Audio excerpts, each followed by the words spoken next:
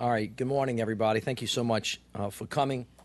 I know Garnisha laid out who all the folks that were going to be here with us. You see, again, representatives from both federal, state, and local governments, and we also have all of the unattached boards and commissions. We have everybody here that is responsible for making sure that the people of New Orleans are safe, and I want to thank them for their cooperation because, again, it's been terrific, and I'm very thankful for that. We just received a briefing from the National Weather Service and the Emergency Operations Center.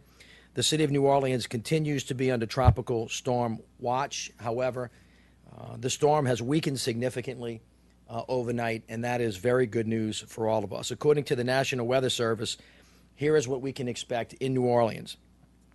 From midnight tonight until 9 a.m. Sunday, the peak sustained winds will be between 20 and 30 miles per hour, with gusts of 35 to 40 miles per hour. Winds throughout the day will be between 10 and 20 miles per hour.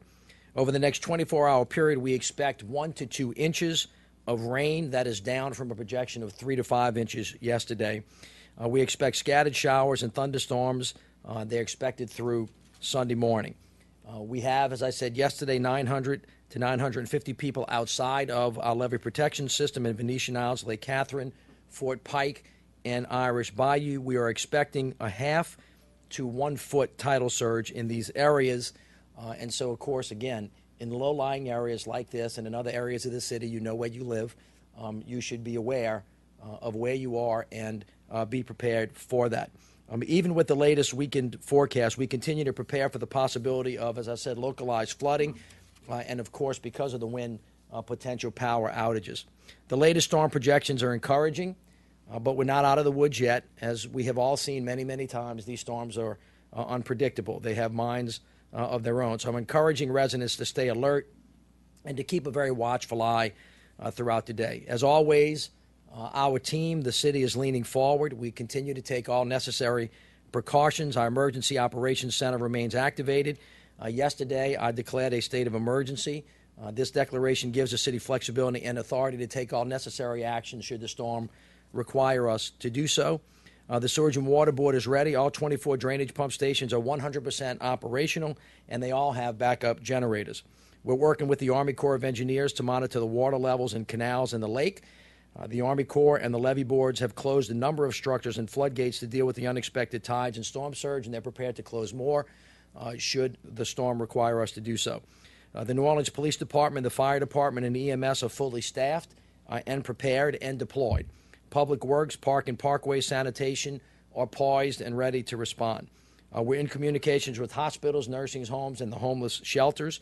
311 operators are fielding constituent calls 24/7 until further notice, and traffic has been heavy. I want to thank all of the people that are working for their good work. They really are working hard. We are coordinating with tourism leaders. Next week's convention schedule remains unchanged. Organizers have decided to go forward with the Arts for Art's Sake and the Gentilly Fest as planned. The Tulane game will go on with tailgating and pregame activities, which have been moved into the Superdome. Some cruise ships that were supposed to come in today instead are going to dock on Monday. The airport is fully operational at this time. Based on the latest weather forecast, we do not expect any disruption in air service. But we're going to remain in contact with the airlines, and should things change with the storm, obviously their plans will change as well. RTA is operating normally, does not anticipate any service disruptions at this time. The streetcar service will be replaced with buses if the winds get sustained over 25 miles per hour, but we don't expect that's going to happen, and if it does, it wouldn't happen until very late tonight. I expect everything to be okay, and that's good. But during any severe weather event, there are dangers to you and your family. I want to remind people that a lot of the bad things that happen after storms are over, and because people have let their guard down and they become careless. I myself have witnessed in the last day and a half a level of anxiety. Folks are going faster on the street. They're rolling through stop signs. They're rolling through yellow lights, as those of us in New Orleans are wont to do from time to time. I would ask everybody just to slow their roll for the next 24 to 36 hours, and it's going to be okay. We're going to get where we need to get, and should things change, this team is going to be on it. So I would ask you to stay vigilant Be smart, be wise. Remember, winds, power outages, standing water, low-lying areas, that's where the potential dangers are, even for a storm that has been downgraded like this one has. So we want to keep everybody safe. You know, saving lives and protecting lives and property are our priorities. And so, as I said yesterday, and I'll continue to say again, our ability to respond, our ability to protect you is directly related to you taking responsibility for yourself, using common sense, and helping others who are with you. That makes our jobs a lot easier, and it makes you a lot safer. So I would encourage you to continue to do the great work as citizens that you all have done. To stay informed, I encourage residents to sign up for email and text alerts. Visit ready.nola.gov and follow us on social media, which is @NOLA-READY. So in summary, the storm's weakened, and that's good news, but we're not out of the woods yet. So I want you to stay focused, and I want you to, again, use common courtesy and common sense. Tropical Storm Karen will have some impacts on the city of New Orleans. We're taking all necessary precautions, and we're encouraging citizens to continue to keep a watchful eye, and we will keep you updated as the need arises. I also want to thank all of our partners that have worked with us, and at this time I'd like to call up Mr. Charles Rice. He'll be followed by Colonel Richard Hansen from the U.S. Corps of Engineers, Captain Pete Gauthier from the Coast Guard, and then we'll hear from our President of the Council, Jackie Clarkson. Thank you. Thank you, Mr. Mayor. Good morning, everyone. Although Tropical Storm Karen has weakened, we continue to stay prepared and urge you to do the same. We have pre-positioned restoration crews into the potentially affected areas. Our local storm response command centers are open all over Louisiana. As you make plans, we will keep you informed throughout about our response, and here's how you can get some of that information. You can download our free application to your smartphone at entergy.com/app. You can sign up for text alerts from your cell phone. Text REG to 368-374. You can visit the Entergy Storm Center website and view our outage page. You can also follow us on twitter.com/Entergy or facebook.com/Entergy, or you can call us at 1-800-Entergy. And we encourage you to also follow updates with your local news. And again, although it does not appear that this is going to be a significant event, we continue to remain vigilant and urge you to do the same. Thank you, Charles. Colonel Hansen. Good morning. The focus of the Army Corps of Engineers and this entire team is always on public safety, and so we continue to take this storm seriously. And I want to thank the leadership of the SLEPFA East and West authorities. We worked with them closely to close a number of structures around the perimeter. This morning we closed the gates on the IHNC surge barrier. We've closed the Seabrook complex, and then on the West Bank we've closed Bayou Signet, Sellers Canal. I want to remind members of the public, if you want to do what people in Louisiana do on Saturdays and put your boat in the water and go fishing, if you find a gate open somewhere in the system, please don't assume that it's going to remain open for the next 24 or 48 hours. Don't be caught on the wrong side. There is potential during this storm that we may need to close the gates and operate the pumps on the 17th Street and London Avenue outfall canals, and we'll continue to assess the situation, and if we close those, we'll make the appropriate decision, and as always, we'll work very closely with the Sewerage and Water Board to coordinate our operations. All right, thank you. You need to say that again about the gate. Right. You know, as we closed the gates at the surge barrier this morning, there were boats on both sides. Folks out doing what folks do on Saturday mornings and go fishing. The weather is sunny. The water is calm. You know, don't be complacent. If there's a gate in the system, it may not be open when you decide to come back in. So it's time to pull your boats out of the water and quit fishing. Just to be clear about that, if you knock on that gate, is it just like an autumn? It's not going to open, right? I'm afraid it's not going to open. It may be a day or two before it's open. Thank you for that. All right, Captain Gauthier. Thank you. Good morning. I'm going to go one further than that because the Coast Guard is the one that's going to rescue you if you're on the wrong side of that gate. Look, folks, today is not a great day to be out fishing. The storm impacts are coming our way. We're going to get some storm surge on the coast. We're going to get some high winds on the coast. So I encourage everybody who's planning to go out and get on the water today and tomorrow to think twice about what you're doing. We'd hate for you to be a search and rescue case. Other than that, the port and commercial maritime community with the Coast Guard have worked very hard over the past couple of days to prepare for this.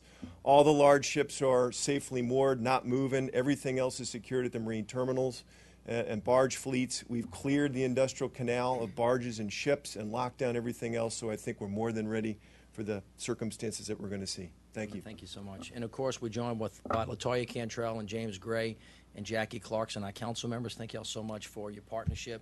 And I'm going to ask Councilmember Clarkson to speak on behalf of the council. Well, thank you, Mr. Mayor, and thanks to the whole council for being your best partners. We're all on duty. We're all being very diligent about what each district council person is watching their district. And I'll be watching the whole city and taking orders from whomever of these people you've just heard from that tell me what to do.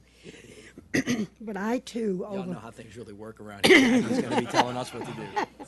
And but I, too, over the many years of many storms in this capacity, have witnessed some things that everyone has to be careful of.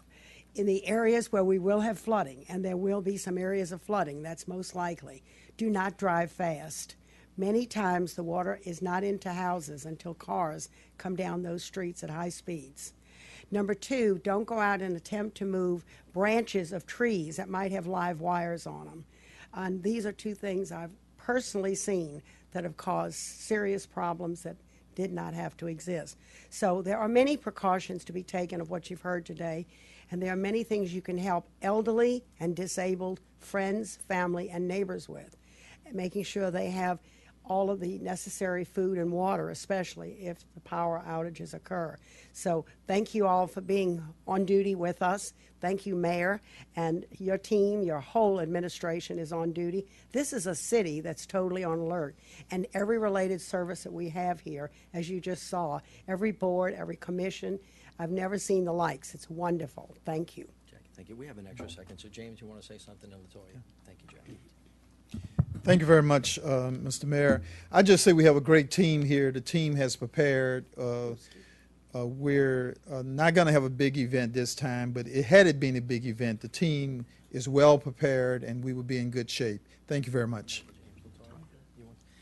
All right, let me just round this out. There was a significant downgrade overnight, and that is really wonderful. But we have seen instances when these things change their mind.